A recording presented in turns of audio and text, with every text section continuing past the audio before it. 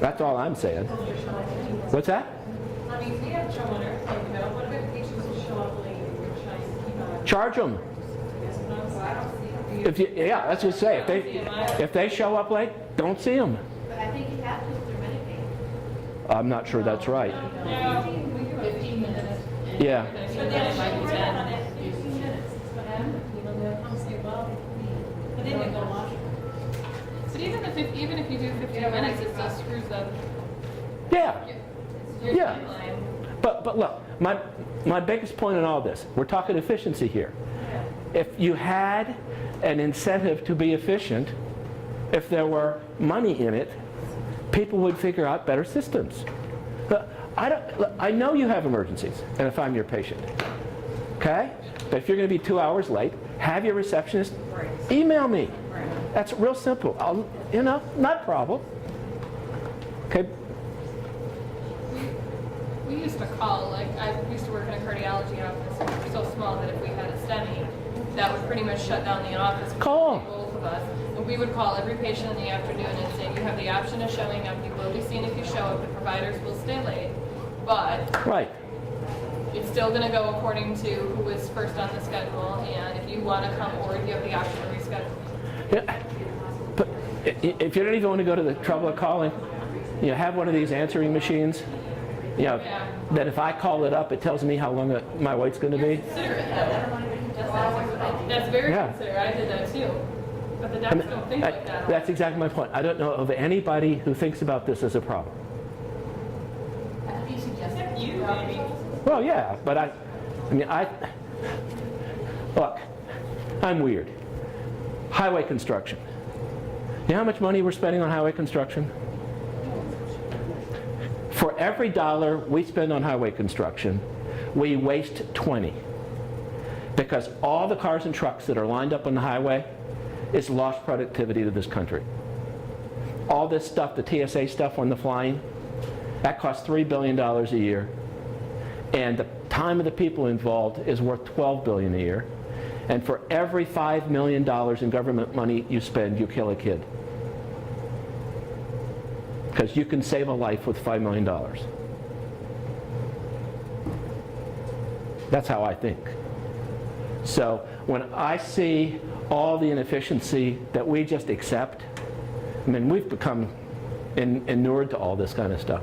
We're killing ourselves as a country. So I just see the inefficiency in it, and I think, We should have a TV show. Rush Limbaugh. You know what you understand what I'm saying? It's an hour of steam. Would you be on Fox or would you be on MSN?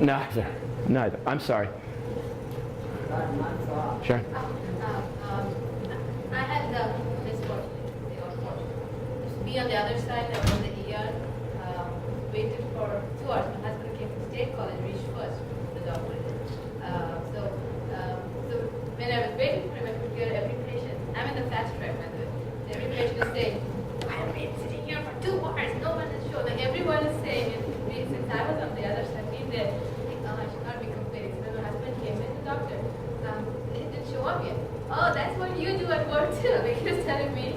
And then when the doctor came, within 15 minutes, he saw 5 patients. So I don't know how, like, I'm sure. He wasn't even there. No one was there in that area. Guess what? That's a violation of the hospital regulations, and you should have turned them into the Department of Health, because I've had that happen. What? You know, I was surprised. If you have an emergency room, you have to have an emergency room doctor on. They're just not playing up their spots. It's different. That's different. Huh? So that's why. No, I've sat in an emergency room where I became convinced there was no doctor there. Okay, they took nobody for 6 hours. He was sleeping. Maybe. I don't think he was there. He was sleeping. Can you have a mid-level, like a FNP or PA, run the emergency room? No. And no doctor be there? No, not in Pennsylvania. Okay. Maybe I don't know. Maybe down there where you are, but not here. Maybe in Wyoming. If it's close to trauma and such. So what I had happened to me actually twice this summer, I was trying to get some doctor's appointments out of the way. And the one time they called and they said, we have to reschedule you, okay. So I said, Fantastic. okay. They called me, rescheduled me, and that was like a week or two before. Then there was Okay. a specialist appointment that I had down at Penn. I had to wait over 2 months for it. They called me about 2 weeks before and they said, there's a scheduling conflict, the doctor can't be here that day. So we need to reschedule you. I said, okay, fine. 6 weeks out. And I said, she says, so how's that? How's for the end of September? I said, no. I said, it's not okay. And she said, excuse me? She said, Yeah. do you want to reschedule this appointment or not? I said, not. So then I called back and I said, listen, I said, I've already been waiting for 2 months. Reschedule someone else who hasn't been waiting as long. This is not my problem, And They don't care. so now they're not getting back to me. So Of what course, I they did don't care. was, I called. Right. I called the patient advocacy line at Penn. I sent in a letter. Good. And I signed it. I used the key terms. I am concerned about what this delay in care, could use. And then I signed it with all of my credentials and medical legal consultant. Oh, nice. Perfect. Got my appointment. So- Yes. But you know what? Yes. That's not right. If you, You could advocate, but everybody else I can't. called it and I Right. got an appointment for the day before my appointment. Do you really